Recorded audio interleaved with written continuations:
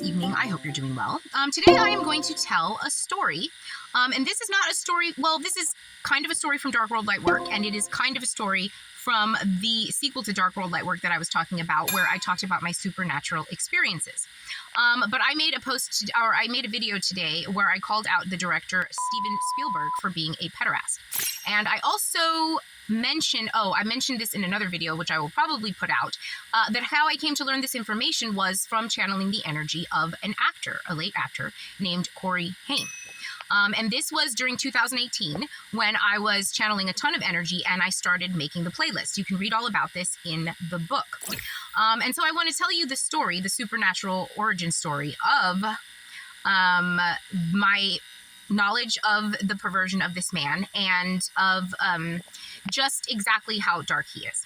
And I will start back to when I was a young girl. And the first movie that I ever saw where I looked at a boy and thought something more, like more of an attraction than just staring at a boy. You know, I was at the age where boys were, I guess, starting to be cute. And the first time I ever looked at a movie and thought a boy was cute, the movie was called License to Drive. And the actor was named Corey Haim. And this actor really took my breath away. There was something about his eyes and the shape of his mouth. He had these giant, round, innocent, beautiful eyes and the cutest little, like, crooked smile. Like, his mouth was just so adorable. There was just something about his smile and his lips and, like, the way he moved his tongue inside of his mouth. I know that sounds crazy, but there was just something about this guy's whole face that just mesmerized me. And I remember thinking, I wonder what he's doing with his life. Like, I wonder what he does after he is acting. Like, what is he like? And what's he into? You know what I mean? What's he done in his life? I was obsessed with it. Like, I really wanted to know what he was up to behind the scenes. And I was just I just adored his laid backness. He had just this really cool, it was like an innocent cuteness. And the eyes were so beautiful and his mouth was so cute to me. There was something about his smile that was just absolutely adorable. He just looked like almost out of it, like a little like ditzy or something, but I absolutely loved that. And I grew up very much thinking he was adorable. For years, I didn't see him.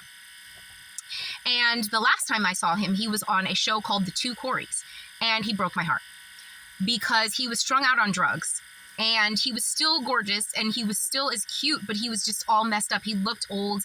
He looked so bad and he just couldn't get himself together. And it was the most heartbreaking thing to me, just because I just hated to see somebody that gorgeous in such pain. And I didn't know why or anything at the time. I just was brokenhearted that this guy that was so gorgeous and so sweet and so innocent, and there was still something very innocent about him. Like, he didn't lose that. He was just broken, and he was tired, and he was angry, and he was sad. And then the next time I heard about him, he had passed away. And that always stuck with me, and it really broke my heart. I think he was like with his mom or something. Like they lived together because they were on troubled times. That was very, very sad to me. And so in 2018, when I all of a sudden, out of nowhere, picked up this man's energy, it all came together to me. And I had this vision of this director looking at Corey in the same way that I looked at him, and then wanting to pervert it. He loved the shape of his mouth. He loved the innocence of his eyes. He liked the way his tongue moved in his mouth. He liked the shape of his lips, and he wanted in. And that is what he did. And it was not just Corey, and it was not just molestation. And I was shocked, absolutely shocked. And of course, I didn't just it was the spirit, so I believed it, but I wanted actual proof. So I went on the internet and I found tons of proof that this man was a child molester. And you can't see any of that proof anymore. It has all been scrubbed from the internet, along with the movie that used to be on YouTube called The Dark Side of Spielberg.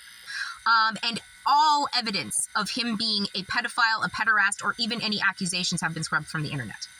And if you Google Steven Spielberg pedophile or pederast, Reddit posts and things like that will pop up, and they're all fake.